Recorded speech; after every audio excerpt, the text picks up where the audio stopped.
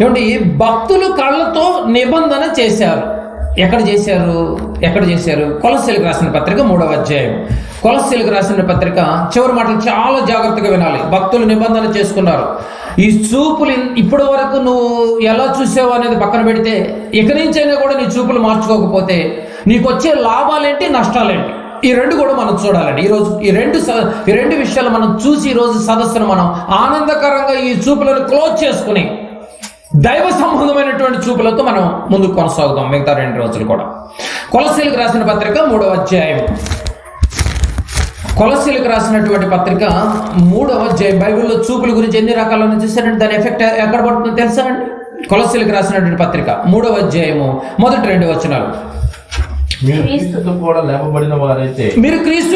లేపబడిన వారైతే పైనున్న వాటినే వెతకండి. అక్కడ క్రీస్తు దేవుని కుడిపార్శ్వమున కూర్చుని ఉన్నాడు. పైనున్న వాటి మీదనే కానీ, ఇది అండర్లైన్ చేసుకోండి, భూ సంబంధమైన వాటి మీద మనస్సు పెట్టుకొనకూడి. భూ సంబంధమైన వాటి మీద మనస్సు పెట్టుకొనవద్దు.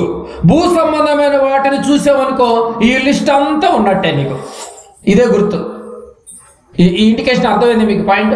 ఇంకా నువ్వు భూ సంబంధమైన ఆలోచనతో ఒకవేళ నీ జీవితాన్ని నువ్వు కొనసాగుతుంటే ఇప్పటి వరకు చెప్పినటువంటి కంటి చొప్పులన్నీ నీకు ఉన్నట్టే, ఫిక్స్. ఎందుకంటే మీరు క్రీస్తుతో కూడా లేపబడిన వారైతే ఈ భూ సంబంధమైనటువంటి వాటిని చూడొద్దు. నిబంధన చేసుకోమని. ఇంకా ఈ జబ్బులు ఎంతమంది ఉన్నాయి ఇప్పుడు మీకు అర్థమవుతుందా? అందరూ అసలు మందిరాలు కట్టేదే భూ సంబంధమైన వాటిని కూడగొట్టుకోవటం కోసం. ఎక్కువ చెప్పాలంటే దేవుళ్ళలోనికి వచ్చేదే భూ సంబంధమైనవి ఏమైనా దొరుకుతాయేమోనని. దేవుడు అంటున్నాడు, నీవు క్రీస్తుతో కూడా లేపబడిన వాడవైతే భూ సంబంధమైన వాటి మీద మనసు పెట్టొద్దు. ఇంకా నువ్వు భూ సంబంధమైన వాటి మీదనే మనసు పెడుతున్నావంటే ఆటోమేటిక్ ఈ కంటి చెప్పులు నీ దగ్గర ఉన్నట్టే. ఉన్నాయంటే పరలోకానికి అభ్యంతరపరుస్తున్నాయి. అయితే నువ్వు నిబంధన చేసుకో, భూ సంబంధమైనటువంటి వాటిని నేను దూరంగా ఉంటానని. ఎంత మంచి మాటలండి, ఎంత మంచి మాటలు. మీరు క్రీస్తుతో కూడా లేపబడిన వారైతే, అంటే బాప్తిసం తీసుకుని తిరిగి లేపబడిన వారైతే భూ సంబంధమైన వాటితో మీకేం సంబంధం? ఇంకా భూ సంబంధమైన ఆశ ఉందండి బాబు ఈరోజు మందిరాల్లో. అటు విశ్వాసులు కానీ, సేవకులు కానీ, బిషపులు కానీ, ఆర్చ్ బిషపులు కానీ, సంఘముతో వ్యాపారం చేసే ప్రతి ఒక్కరికి ఉన్న ఆలోచన ఏంటి? భూ సంబంధమైనవి. అయితే నువ్వు క్రీస్తుతో కూడా లేపబడలేదని అర్థమైపోయింది.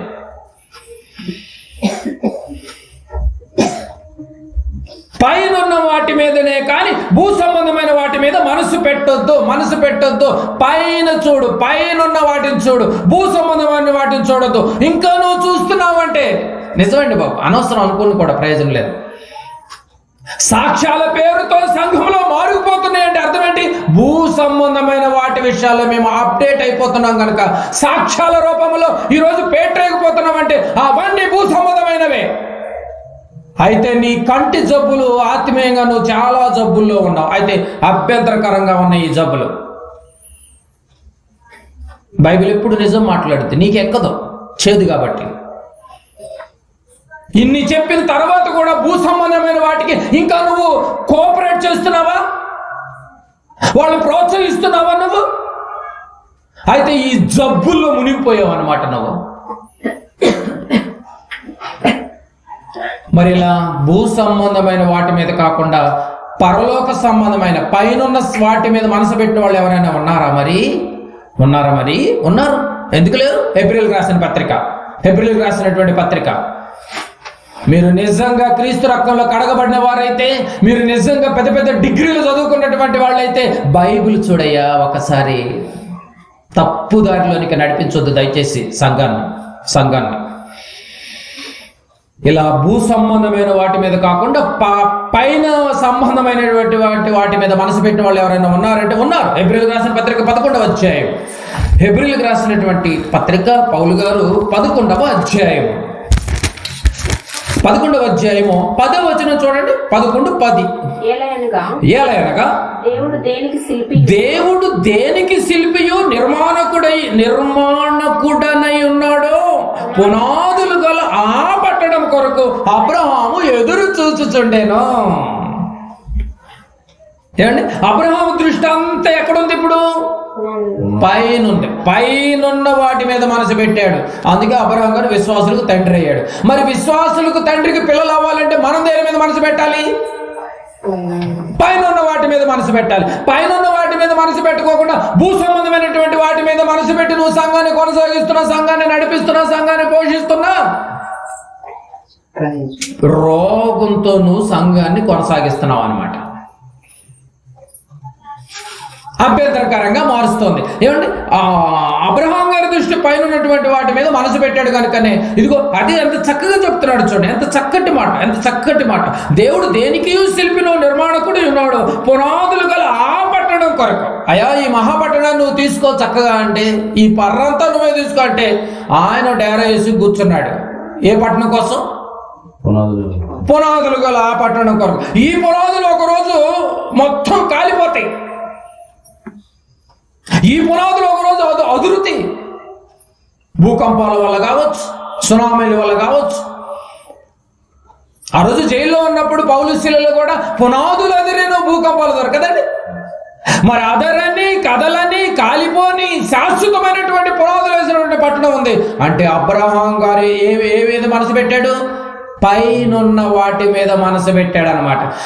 భూ సంబంధమైన వాటి మీద ఒకవేళ నువ్వు మనసు పెడితే అబ్రహాం గారి పేరు ఎత్తడానికి కూడా వీల్లేదు. నువ్వు అబ్రహాం గారి పేరు అసలు సంఘంలో నువ్వు వాడొద్దు. నీకేం సంబంధమైన? దేవుడు అబ్రహాము దేవుడు అని రాస్తుంది బైబిల్లో. అలాంటప్పుడు అబ్రహాం గారి దేవుడు అని రాస్తున్నప్పుడు అబ్రహాం గారు దేన్ని చూశాడు? పైన వాటిని చూసావు. మరి అబ్రహాం గారి పేరు పెట్టుకుని సంఘంలో సేవ చేస్తున్న నువ్వు దేన్ని చూస్తున్నావు? భూ సంబంధమైన వాటిని నువ్వు చూసి, భూ సంబంధమైన వాటిని నువ్వు ఆశపడి, సంఘాన్ని ఆశపెట్టేటట్టు చేసి పరలోకం వెళ్లకుండా అభ్యంతరకరంగా మారుస్తున్నావు. నీ కళ్ళు అభ్యంతరం అయిపోయినాయి, ఎదుటోళ్ళ కళ్ళు కూడా అభ్యంతరకరంగా మార్చేసావు నువ్వు. ఏంటండి నిజంగా? నిత్యనాశనానికి నేత్రాసే కారణమా? నిత్యనాశనానికి తీసుకువెళ్ళేది నేత్రాసే. బైబిల్ ఎంత స్టాండర్డ్గా మాట్లాడుతుంది చూడు, ఎంత స్టాండర్డ్గా మాట్లాడుతుంది. అబ్రహాం గారు దేని మీద మనసు పెట్టాడు? పునాదులు గల ఆ పట్టణం కొరకు, ఆ పట్టణం కొరకు. ఇంకా నువ్వు దేని మీద ఆశపడ్డాడని నువ్వు ఎన్ని కబుర్లు చెప్పినా కూడా ఉపయోగం లేదు. ఇంకా చూస్తారండి. అపోస్తుల కార్యములు 7వ అధ్యాయము, అపోస్తుల కార్యములు 7వ అధ్యాయము. అబ్రహాం గారి పేరు ఎత్తొద్దు ఇంక సంఘంలో. ఎత్తావు అంటే నువ్వు ఖచ్చితంగా పైన ఉన్న వాటి మీద బాధ చేయి. భూ సంబంధం వాటిని తీసి పడేవయ్యా బాబా. బైబిల్ చెప్తుంది, బైబిల్ చెప్తుంది. హెబ్రీ గ్రంథకర్త చెప్తున్నాడు. అపోస్తుల కార్యములు 7వ అధ్యాయం. నిజాలు మీకు ఎక్కటం కష్టంలే, చచ్చిన తర్వాత తెలుస్తుంది, ఇప్పుడు అర్థం కాదు మీకు. 7వ అధ్యాయం 55, 56 వచనాలు చూడండి. అపోస్తుల కార్యములు 7వ అధ్యాయం 55, 56 వచనం. స్టెఫన్ గారి గురించి ఏం మాట్లాడుతుంది చూడ బైబిల్. అయితే అతడు పరిశుద్ధాత్మతో నిండుకొనిన వాడి ఆకాశం వైపు తేరి చూచుచు. పంది ఎలా ఉంటుందండి? పంది ఎప్పుడు కిందే ఉంటుంది. దాని ఎప్పుడు వాసన అని భూమి మీదే వాసన చూస్తా ఉంటది ఎప్పుడు. నిజం కాదండి? పంది లాంటి స్వభావం ఉండొద్దు అన్నాడు సంఘంలో. కుక్క లాంటి క్యారెక్టర్ ఉండొద్దు అన్నాడు సంఘంలో. పంది చూపు భూమి మీద ఉంటది. పంది లాంటి సంఘాలు, సంఘ విశ్వాసులు, సేవకులు అందరూ పందిలాగా కింద వాసన చూస్తున్నారు. నువ్వే పాట పాడుతున్నావుగా, పందిలా పొర్లను కుక్కలా తిరుగుతూనే ఉండు, కుక్కలాగా పందిలాగా. మారవా? పైకి చూడవా? చెప్తుంది బైబిల్, చెప్తుంది చూడండి. స్టెఫెన్ గారు అతడు పరిశుద్ధాత్మతో నిండుకొనిన వాడే ఆకాశం వైపు తేరి చూచు. పరిశుద్ధాత్మతో నిండుకొనిన వాడు ఆకాశం వైపు చూస్తాడు. ఐ మీన్ పైనున్న పరలోకం వైపు చూస్తాడు. భూ సంబంధమైనటువంటి కోణంలో ఒకవేళ నువ్వు చూస్తే, అయితే పరిశుద్ధాత్మ దేవుడు నీలో పని చేయటం లేదు. పరిశుద్ధాత్మ పని చేయట్లేదంటే ఏ ఆత్మ పని చేస్తుంది? దుష్టాత్మ, దురాత్మ, అపవాది, దెయ్యం పనిచేస్తుంది. ఎంత చక్కగా ఉందండి బైబిల్. ఇలాంటి మాటలు నువ్వు విన్నావా అదృష్టవంతులు? క్రైస్తవులకు చెప్తున్నాడు బైబిల్ దేవుడు. ఈ మాటలను వ్యతిరేకించినా, ఈ మాటలను కక్కి వేసినా కుక్కలాగా ఈ మాటలు మళ్ళీ విషపు చూపులతో మైండ్లో పెట్టుకుని ఒకళ్ళు ఎదుగుతున్నారు, నేను ఎదగలేకపోతున్నాను నువ్వు చెప్పినా సౌలు జీవితం ఎలా పతనమైందో అలా పతనమే అవుతుంది తప్ప ఇంకేమి మార్గం లేదుగా. బైబిల్తో పెట్టుకోవద్దు. దేవుని పిల్లలు ఇష్టం వచ్చినట్టు మారుస్తావేంటి? పైన ఉన్న వాటి మీద ఫోకస్ చేయించు. నేనైనా ఎవరైనా ఏ సేవకుడైనా పైన ఉన్న వాటి మీద ఫోకస్ చేపించాలి. స్టెఫెన్ గారు ఆకాశం వైపు కన్నులెత్తుతూ తేరి చూసి దేవుని మహిమను, యేసు దేవుని కుడి పార్శ్వమున ఎందు నిలిచి ఉండట చూచి, ఆకాశము తెరవబడటయు మనుష్య కుమారుడు దేవుడి కుడి పార్శ్వమునందు నిలిచి ఉండట చూచుచున్నాడు. ఆకాశం పైన దేవుడు సింహాసనం పైన కుడి పార్శ్వమున యేసు ప్రభు కూర్చున్నాడని పైన చూస్తున్నాడండి. మనం భూ సంబంధమైన వాడు. స్టెఫెన్ గారు పైకి చూస్తున్నాడు, అబ్రహాం గారు పైకి చూస్తున్నాడండి. మరి మనం ఎక్కడ చూస్తున్నాం? గొరితో ఒక బెత్తిలాగే ఎప్పుడు అక్కడక్కడే చూసుకుంటూ ఉంటాం. పైకి చూడవా? పరలోకం వైపు చూడవా? పునాదులు కల పట్టణానికి వెళ్ళవా? ఎంతకాలం ఉందాం అనుకుంటే ఈ ఊర్లో? సరే, ఈ ఊర్లో ఉంటే ఒకళ్ళు చావస్తుందో అనుకున్నాం, పక్క ఊరు పోతే రాదా? ఈ సంఘానికి వచ్చిన వాళ్ళు చచ్చిపోతారు అనుకుందాం, మరి నువ్వు నీ దగ్గరికి వచ్చే సంఘం వాళ్ళకి చావలేదా? చెప్పాలి, బాగా ఆలోచించాలి. అప్డేట్ అయింది బైబిల్. అమాయకంగా బ్రతకొద్దు ప్రియమైన దేవుని వాళ్ళ. స్టెఫెన్ గారు పైన ఉన్న వాటి మీదనే చూపాడు. మన చూపు ఎక్కడుంది? ఏమండి, ఏశావు దేన్ని చూశాడు? ఏశావు ఎర్రని కూర వైపు చూశాడు. ఆయన గురించి బైబిల్ ఏమి రాసింది చూసి, ఆయన చూపు దేని మీద పడింది? చిక్కుడుగా కూర మీద పడింది. భ్రష్టుడైపోయాడు అని బైబిల్లో ఉంది.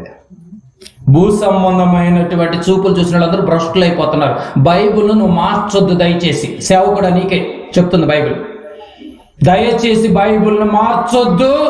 అమాయకులు అయినటువంటి దేవుని పిల్లల్ని దారి మళ్లించొద్దు. ఏశావు భూ సంబంధం కేవలం చిక్కుడుగా కోరికే భ్రష్టుడైపోయాడు.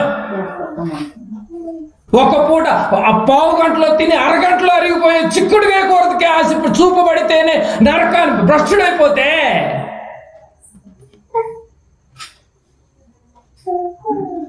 నీ చూపు బాగోలేదు. ఏశావు భ్రష్టుడైపోయాడు. ఏమంటే సంసోను చూపు కూడా బాగోలేదు. ఎవరి మీద పడింది?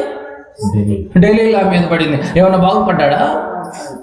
అతనిలో ఉన్న దేవుని మహిమ, ఆ దేవుని శక్తి వెళ్ళిపోయిందన్న సంగతి కూడా తెలియకుండా పడింది. చూపు మర్చిపోయాడండి బాబు. మరి తొడల మీద పడుకొని అసలు ఏం ఆలోచిస్తున్నాడో కూడా తెలియట్లేదంట. చివరికి రిలీజ్ అయ్యాడు కాబట్టి అతను ఒక్కడు బయటపడ్డాడు. ఏశావు భ్రష్టుడైపోయాడని రాస్తుంది. ఇప్పుడు బైబిల్లో ఆఖాన్ అనే ఆయన ఉన్నాడండి. ఆఖాను శపింపబడినటువంటి వస్తువులు తేవద్దు ఆ పట్టణంలో నుంచి అని చెప్పాడు. శపింపబడినటువంటి వాటిని తీసుకొస్తే ఏమైందండి? ఆ పట్టణంలో అన్ని శపింపబడిన వస్తువులు, భూ సంబంధమైన వస్తువులే కదండి. బంగారము, వెండి, అక్కడ ఏమైనా శపింపబడిన ఆ వస్తువులు భూ సంబంధమైనవి కదా, అన్ని తెచ్చేసుకున్నాడు. చివరికి అతన్ని రాళ్లతో కొట్టి అగ్నితో కాల్చారంట. మరి బైబిల్ ఎన్ని మాటలు రాయించాడు? భూ సంబంధమైన బంగారం భూ సంబంధమైనదే, ధనం భూ సంబంధమైనదే, ఎర్రని కూర భూ సంబంధమైనదేగా. బైబిల్ మొత్తం ఇలాగ బోధిస్తుంటే నువ్వేంది వక్రంగా మారుస్తున్నావు బైబిల్ని?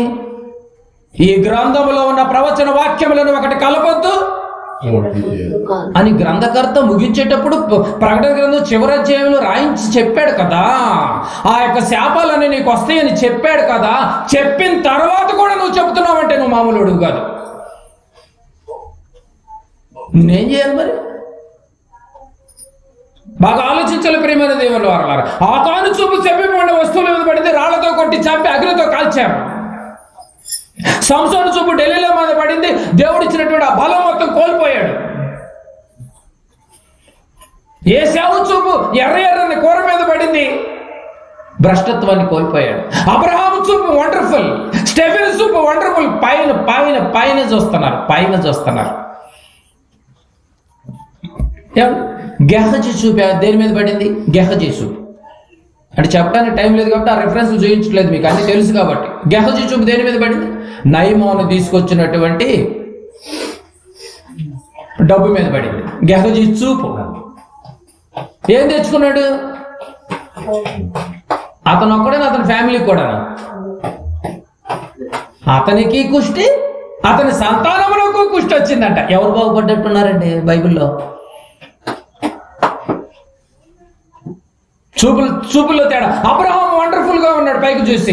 సంసోను ఏమిటి వండర్ఫుల్ గా ఉన్నాడు. స్టెఫెన్, మిగతా వాళ్ళందరూ ప్రశ్నలు అయిపోతున్నారు. చూడండి, భూ సంబంధమైన వాటి ఇక్కడే మీకు అర్థమైపోవాలి. ఏ సంఘము భూ సంబంధమైనదిగా పోషిస్తున్నారో నడిపిస్తున్నారో దయచేసి చేతులెత్తి జోడిస్తున్నారు. మీరు గమనించాలి. నాశనానికి ఒడిగట్టుకుంటున్నారు. మీ కళ్ళే నరకానికి వెళ్ళిపోతున్నాయి, అభ్యంతరపరుస్తున్నాయి. బాగా గమనించాలి. గెహజీ చూపు నయమాను తెచ్చిన కానుకల మీద పడింది. నయమాను కుష్ఠ, అతని సంతతి కుష్ఠ. రాజుల గ్రంథంలో ఉంటే చదువుకోండి. భూ సంబంధమైన వాటి మీద మనసు పెట్టొద్దు. ఏమండి, యేసుతో తిరిగి, యేసుతో తాగి, యేసుతో పడుకొని, యేసుతో జీవించిన ఇస్కరియోతు యూదా చూపు దేని మీద పడింది? 30 వెండి నాణ్యాల మీద పడింది. ఏమైనా బాగుపడ్డా? చూపులు ఎలా ఉన్నాయి నీ చూపులు? సేవకులారా నీ చూపులు ఎలా ఉన్నాయి? విశ్వాసులారా నీ చూపులు దేని మీద పడుతున్నాయి? అయితే అబ్రహాముని చూడు ఈ రాత్రి, అయితే ఒక స్టెఫెన్ చూడు ఈ రాత్రి, పక్కన ఉన్నటువంటి ఏసావును చూడు, ఏమండి సంసోను చూడు, ఆకాను చూడు, గెహజీని చూడు. ఏ చూపులు ఎలా పడ్డాయో, వాళ్ళ జీవితాలు ఎలా అంతరించుకుపోయినాయో.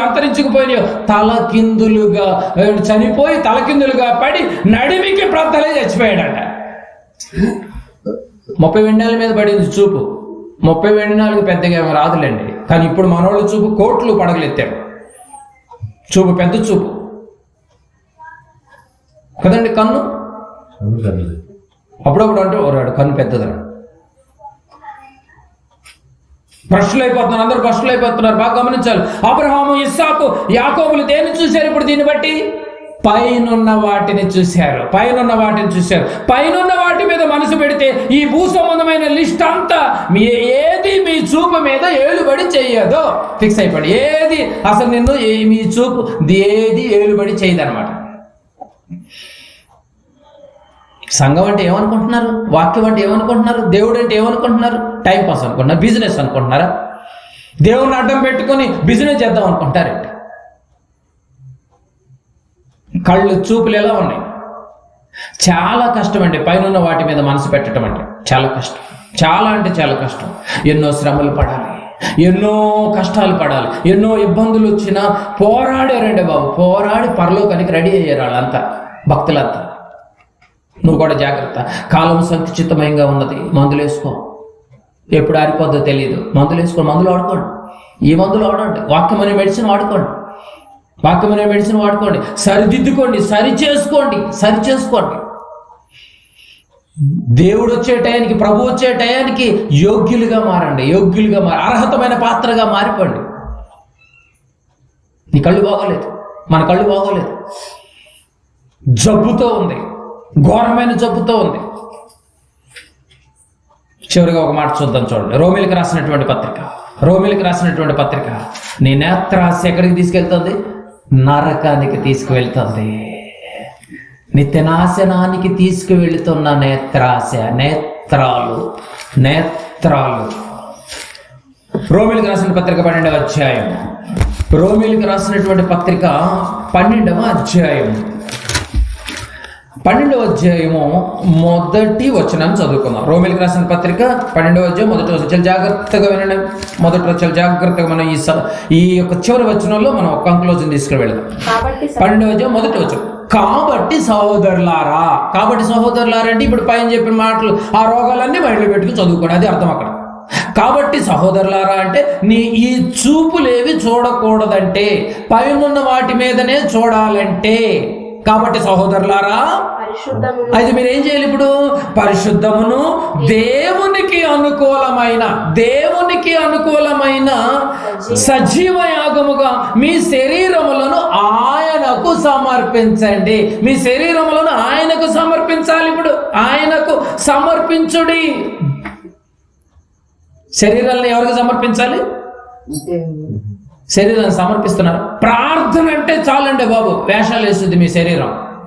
ప్రార్థన అంటే చాలు, వేషాలు వేస్తుందా లేదా? మిగతా రోజు ఏ వేషం వేయదు. ప్రార్థన అంటే వేషం వేస్తుంది అంటే మీకు అర్థమైపోవాలి రోగం ఉంది. ప్రార్థన రోజు వేషం వేస్తుంది. నా వల్ల కాదు, నేను కూర్చోలేను, నేను నిలబడలేను, అక్కడికి వెళ్తే నిద్ర వచ్చుద్ది, ఎక్కువసేపు చెప్తారు. వేషం ఇది. మీ శరీరములను ఆయనకు సమర్పించుడి, దేవునికి సమర్పించుడి. సమర్పించలేకపోతున్నావంటే నీలో ఏముంది? రోగం, జబ్బు, పరలోకానికి అభ్యంతరపరుస్తుంది ఈ దేహం. మీ దేహమును దేవునికి సమర్పించుడి అంటున్నాడు, సమర్పించుడి అంటున్నాడు. అంటే ఇప్పుడు మీ శరీరాన్ని గ్రిప్పులో పెట్టాలి. మీ శరీరాన్ని నువ్వే గ్రిప్పులో పెట్టుకోవాలి. ఇప్పుడు నువ్వు కంట్రోల్లో తెచ్చుకోవాలి. పెట్టుకోగలిగితే మీ ఆత్మీయ జీవితం సూపర్గా ఉంటుందండి. గ్రిప్పుల్లో పెట్టగలవా? అంటే కళ్ళు మీ ఆధీనంలో పెట్టుకోవాలి. కాళ్ళు మీ ఆధీనంలో పెట్టుకోవాలి. టోటల్గా మీ దేహం మొత్తం మీ కంట్రోల్గా పెట్టుకోవాలి. మీ కంట్రోల్ ఆధీనంలోకి తెచ్చుకోవాలి. మీరు చెప్పింది అదేనాలి, అంతేనండి. మీరు చెప్పింది అదేనాలి. కానీ ఈరోజు ఎట్లా జరుగుతుంది? అది చెప్పినట్టు మీరు వింటున్నారంటే అయిపోయారు. మీరు కోమలో ఉన్నావు, ఆ సంగతి నీకు తెలియట్లేదు. ఏమన్నా నిద్ర వస్తుందంటే ఏం చెప్పాలి? ఇప్పుడు నువ్వు ఆగా, వాక్యం వింటాను ఒక పక్క, నీకు అర్థం కావట్లేదా? ఏం మాట్లాడుతున్నావు నువ్వు అనాలి నీ శరీరాన్ని నువ్వు. కానీ నువ్వేమంటా? ఆవులింతో మొదలు పెట్టుద్ది అది మెల్లగా. అప్పుడు నువ్వేమంటా? పదేగా బైబిల్ మూసేసుకుని వెళ్దాంపా, ఇంకా ముందు 2 సదస్సులు ఉన్నాయిగా, పెట్టలేకపోయావు గ్రిప్పులో. ఆగో అనాలి నువ్వు. అంటే గ్రిప్పులో పెట్టలేకపోయావు అంటే ఇప్పుడు నా పరలోకానికి వెళ్ళకుండా నేను అభ్యంతరపరుస్తుంది ఏది? ఇప్పుడు సరే వేషాలు వేస్తుంది. రానివ్వదు, నిన్ను విన్నివ్వదు, కూర్చోనివ్వదు, మాట్లాడనివ్వదు, ఎదగనివ్వదు, ఎదిగినా నేను నిలబడినివ్వదు. నీ గ్రిప్పులో ఉండాలి నీ శరీరం. దాని గ్రిప్పులో నువ్వు వెళ్ళావనుకో నిన్ను ఏమీ చేయనివ్వదు. ఒక అన్నం నిన్ను కూర్చోనివ్వదు. ఎవరి గ్రిప్పులో ఉన్నారు ఇప్పుడు మీరు? మీ కళ్ళే చెప్తున్నాయి ఎవరి గ్రిప్పులో ఉన్నాయి. రమ్మని నాకు నిద్ర, నేను 20 ఈ నైట్ అంతా చెప్పమని చెప్పేస్తా. దాన్ని మనం గ్రిప్పులో పెట్టుకోవాలి. మనం దాని గ్రిప్పులోకి వెళ్ళకూడదు. అది చెడు కూడా అడుగుద్ది మనం. అందుకే అంటున్నాడు సజీవ యాగముగా ఆయనకు సమర్పించు, అర్పించు. నీ మాట వింటలేదు, ఆయనకేం అర్పిస్తే శరీరాన్ని? నిజమా కదా? అయితే నీకు రోగం ఉంది. అయితే ఈ రోగం పరలోకం వెళ్లకుండా ఆపేస్తున్నది చెప్తాడు ఆ వచనంలో ఉన్నటువంటి సారాంశం. ఆయన మీ శరీరములను ఆయనకు సమర్పించుకొనుడని దేవుని వాత్సల్యమును బట్టి మిమ్మల్ని బతిమాలుకొనుచున్నాను. ఇట్టి సేవ మీకు వ్యక్తమైనది. ఇలా మీరు సమర్పిస్తే భూ సంబంధమైన వాటిని ఇది చూడదు. సమర్పిస్తే చూడదు. సమర్పించుకోకుండా మిమ్మల్ని దాని కంట్రోల్లో పెట్టుకున్నారు అనుకో, మిమ్మల్ని మైనింగ్ కలిగించినట్టు కలిగించింది. అర్థమైపోవాలి మనకి ఏ రోగం ఉంది ఇప్పుడు. కనుక ప్రియమైన దేవుని వారలారా, ఆత్మ సంబంధమైన పైన వాటిని చూసేటట్టుగా నువ్వు తయారు చేయదాన్ని నలగొట్టు. అందుకే పౌలు గారు అంటాడు, నేను దినము నా శరీరము నేను శరీరాన్ని నేను కంట్రోల్ చేస్తాను, అది నన్ను చేయట్లేదు. ఇప్పుడు రివర్స్ అయిపోయింది. శరీరం మనం దినదినం నలగొడుతుంది. అందుకే పరలోకానికి అభ్యంతరపరుస్తుంది. దేహాన్ని దేవునికి సమర్పించండి, తండ్రి సింహాసనాన్ని చేరుకోగలుగుతాం. సమర్పిస్తే చేరుకోగలుగుతాం. ఆయనకి అర్పిస్తే చేరుకోగలుగుతాం. లేకపోతే నిత్య నాశనాన్ని చేరుకోగలుగుతాం. నిత్య నాశనానికి వెళతారో, దేహాన్ని దేవునికి సమర్పించి పరలోకానికి చేరుకుంటారో బాగా ఆలోచించేయండి, నిబంధన చేసుకోండి. కళ్ళు ఎంత డేంజర్లో ఉన్నాయి మీకు అర్థం. ఏమన్నా కళ్ళు డేంజర్లో ఉన్నాయి కదా, ఎన్ని మాట్లాడినాం కదా నీ రాత్రి. మొదటి దినాన దేవుడు మనకి నిజంగా నీ దేహం చాలా జాగ్రత్తగా పెట్టుకున్న నరకానికి దారి తీస్తుంది అన్నాడు. ఆ దేహంలో ఎన్నో అవయవాలు ఉన్నాయి, వాటిలో ఒకటే చూసాం మనం, కళ్ళు చూసాం. ఏంటంటే మెయిన్ రోల్ కళ్ళే కాబట్టి. ఎన్ని చేస్తుందండి కళ్ళు? ఎన్ని రోగాలు ఉన్నాయి మనకి లోకంలో? పాపం డాక్టర్లకు తెలిసాడు ఈ రోగాలు డాక్టర్లకు తెలియదు. క్రైస్తవులు కూడా ఈ రోగాలు తెలియదు పాపం చాలా మందికి. ఏ రోగం నీలో ఉందో ఒకసారి గమనించు. పాపం మానలేని కన్నులు ఒకవేళ ఉన్నాయేమో, విషపు చూపు కన్నులు ఒకవేళ ఉన్నాయేమో. మూడోది ఏమంటే మోహపు చూపులు ఉన్నాయేమో, ఓర చూపులు ఉన్నాయేమో, వశపరుచుకునే చూపులు ఏమన్నా ఉన్నాయేమో, ఏమండి కళ్ళు గీటేటటువంటి చూపులు ఉన్నాయేమో. బాగా ఆలోచించాలి ప్రియమైన దేవుని వారిలో. నిజంగా ఎలాంటి చూపులతో మనం ఒక ఆత్మీయ జీవితాన్ని కొనసాగిస్తున్నాం. గర్వపు చూపులు ఏమైనా ఉన్నాయేమో. ఏం చూసుకుని గర్వం వద్దండి ప్రియమైన దేవుని వారిలో. గర్వపు చూపులు, అహంకారపు చూపులు, పోకిరి చూపులు, చిన్న చూపు చూడొద్దు. చిన్న చూపు చూడు. అందరూ ఒకలాగా చూద్దాం. అందరూ దేవుని పిల్లలే కనుక పోకిరి చూపులు ఏమీ వద్దు. కానీ పైన వాటిని చూసినటువంటి వాళ్ళ జీవితాలు, వాళ్ళ కుటుంబాలు ఎలా ఉన్నాయో అది కూడా చూసాం. భూ సంబంధమైనటువంటి వాటిని చూసిన కుటుంబాలు ఏమైపోయినాయి? సౌలు మహారాజు జీవితాలు కుటుంబం అయిపోయినాయి. మనసు అభివృద్ధి లేదు. అబ్రహాం గారి కుటుంబం ఇప్పుడు కూడా బైబిల్ మారుమోగిపోతాం. నేను అబ్రహాము దేవుడను, ఇస్సాకు దేవుడను. ఎందుకంటే వాళ్ళు పైన ఉన్న వాటిని చూశారు. వాళ్ళ పేరు చెప్పుకొని, చెట్టు పేరు చెప్పుకొని కాయలు అమ్ముకున్నటువంటి దొంగ బ్యాచి మాత్రం భూ సంబంధమైన వాటిని చూస్తూ పైన ఉన్న వాటి పేర్లు వాడుతున్నారు. వాళ్ళ పేరు తప్పు కదా.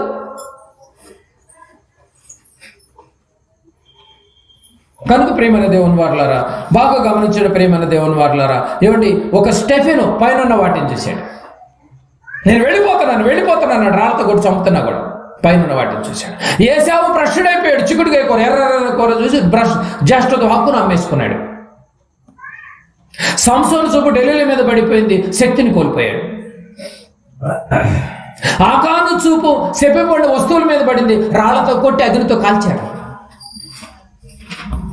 గెహజీ చూపు అయితే లేనిపోయిన కుష్టు రోగు తనుకు తెచ్చుకోడు, తన భార్య బిడ్డలకి సంతానం మొత్తానికి వంశం మొత్తానికి కుష్టి అన్నట్టు. ఎంత దౌర్భాగ్య పరిస్థితి. కేవలం చూపులు బాగోలేదండి, వీళ్ళ చూపులు బాగోలేదు. భూ సంబంధమైన వాటి మీద మనసు పెట్టొద్దు ప్రియమైన దేవుని వల్ల. ఎప్పటికైనా మనం ఈ లోకం నుంచి వెళ్ళిపోయేవాళ్ళం. ఈ రోజు సదస్సులు అయితే మనం ఉండగలిగాం, రేపటి సదస్సులు ఉంటామో లేదో కూడా తెలియదు మనకు.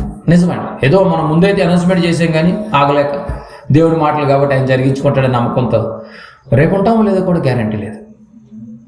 ఈరోజు అలాంటి జబ్బు ఒకవేళ మనకుంటే మాత్రం మనం ఎంత తొందరగా మనం దేవుళ్ళు ఎదిగితే అంత మంచిది. కనుక ప్రియమైన దేవుని వల్ల నిత్య నాశనానికి నేత్రాసే కారణమా అంటే కారణంగానే ఉంది. యేసు ప్రభు 33.5 సంవత్సరాలలో ఎంత పవిత్రంగానో బ్రతికాడు.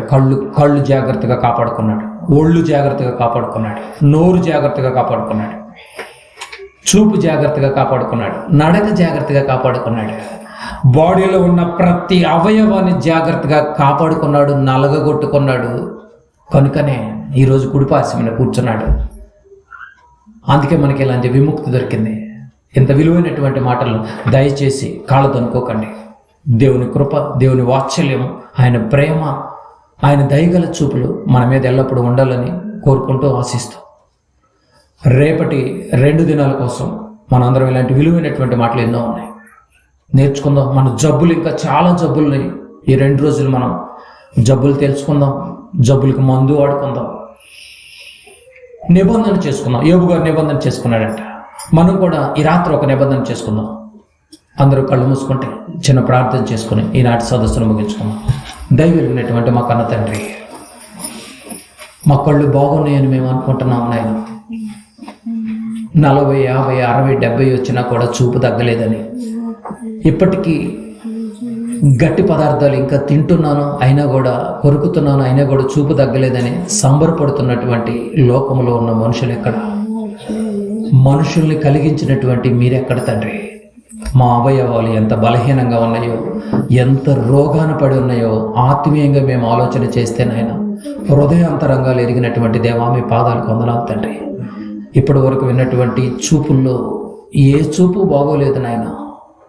మీ దయగల చూపులు మా మీద ఈ రాత్రి ఉంచితేనే మా యొక్క చూపులు మార్చుకునే అవకాశం మాకు దొరుకుతుంది నాయన. మంచి మనసు, మంచి ఆలోచన మాకు కల్పింపచేయండి. మా గ్రామంలో ఉన్నటువంటి ప్రతి బిడ్డల చూపులు బాగుండాలి, యవనస్తుల చూపులు బాగుండాలి, మాట తీరి బాగుండాలి, పవిత్రతతో ఉండాలి తండ్రి. మీ ప్రియకుమారుని రక్త ప్రోక్షణ మా అందరి మీద ఎల్లప్పుడూ ఉండాలని మీరు ఎంతగానో ఆశపడుతున్నారు. అది మీ సంకల్పం తండ్రి. ఆ సంకల్పానికి నాంది పలికినటువంటి ప్రతి క్రైస్తవుడు నాయన క్రీస్తుతో కూడా లేపబడిన వాడైతే పైనున్న వాటిని వెతుకుతాడంట తండ్రి. ఈ యొక్క సీక్రెట్ని మనోనేత్రాల గురుటితనాన్ని కలుగు చేసిన తండ్రి సేవకులకి గురుడోళ్ళు అయిపోయారు, విశ్వాసులకు తెలియకుండా పోయారు తండ్రి. భూ సంబంధమైన వాటి మీద మనసు పెట్టొద్దు పెట్టొద్దు పెట్టొద్దు అంటే అన్న వస్త్రము కలిగిన వారమే తృప్తి పొందాలని చెప్పిన ఈ విలువైనటువంటి వచనాలు కనుమరుగైపోతున్నాయి తండ్రి. ఇలాంటి టైంలో మీ మాటలు మాకు కూర్చోబెట్టి నేర్పించారు ఈ రాత్రి మొదటి సదస్సులో. ఇంకా మా ముందు 2 రోజులు ఉన్నాయి తండ్రి. క్రమముగాను మర్యాదగాను మేమందరము నేర్చుకోవటానికి మంచి అవకాశాన్ని మాకు కల్పింపచేయండి. రేపటి దినాన మీ బిడ్డలందరూ మళ్ళీ త్వరితగతిన వచ్చి వేగిరి పడుతూ వచ్చి జబులు చేసుకొని ఆత్మ సంబంధమైనటువంటి దీవెనలు పొందుకొని కుటుంబాలతో ఇలాంటి దిక్కుమాలిన చూపులకు దూరం చేసుకొని మీ బలిష్టమైనటువంటి రెక్కల కిందకి చేరుకునేటటువంటి కృపను మా అందరికీ ప్రసాదింపచేయండి. ఈ 3 రోజుల సదస్సుకు మీరు తోడుగా ఉండండి. ఈ సదస్సులు మా గ్రామంలో అందరికీ వినిపింప చేయాలని నిర్ణయం తీసుకున్నటువంటి మంచి ఆలోచన రేకెత్తింప చేసినటువంటి కుటుంబానికి మరెక్కువ దీవెనలు, మరెక్కువ మారు మనసుకు తగినటువంటి ఫలభరితమైనటువంటి జీవితాన్ని ఆ కుటుంబానికి మెండుగా కల్పింపచేయండి. తలంచినటువంటి బిడ్డలు మళ్ళీ ఈ మొదటి సదస్సును ముగించుకుని ఇంటికి వెళ్తుండగా మీరు తోడుగా ఉండండి ప్రభా. మళ్ళా రేపటి ఆదివారం మళ్ళీ మేమందరము హృదయపూర్వకంగా యథార్థమైనటువంటి మనసుతో ఈ రాత్రి విన్నటువంటి ప్రతి మాటను మళ్ళీ చక్కగా రాసుకుని ఈ చూపు నాకు లేదు, ఈ చూపు నాకు లేదు అని అన్నిట్లో పాస్ అయ్యేటటువంటి మంచి చూపులు మా అందరికీ ప్రసాదింపచేయమని మీ ప్రియకుమారుని రక్తంలో కడగబడినటువంటి మేము పవిత్రంగా యథార్థంగా మాటలోను చూపులోను ఆలోచనలోను ఉద్దేశాల్లోనూ మేము కూడా మాదిరికరమైనటువంటి జీవితాన్ని అనేక మందికి మాదిరిగా ఉండేటటువంటి జీవితాన్ని మా అందరికీ కూడా ప్రసాదింపచేయమని చేరి వచ్చినటువంటి బిడ్డలందరూ హృదయపూర్వకంగా నిండారుగా ఒకసారి మీరు జ్ఞాపకం చేసుకోమని మా ప్రభువును ప్రియరక్షకుడైన యేసుక్రీస్తు నామం పేరిట ఒక ప్రార్థన సమర్పించి అడిగి వేడుకుంటున్నాం తండ్రి, ఆమేన్. మనందరి తండ్రి అయినటువంటి దేవుని ప్రేమ, కుమారుడైనటువంటి యేసుక్రీస్తు కృప, పరిశుద్ధాత్మ దేవునికి నిత్య సహవాసం మనకును లోకమైనటువంటి సకల పరిశుద్ధులకును సదాకాలము తోడేయండి నడిపించును గాక. ఆమేన్. ఆమేన్.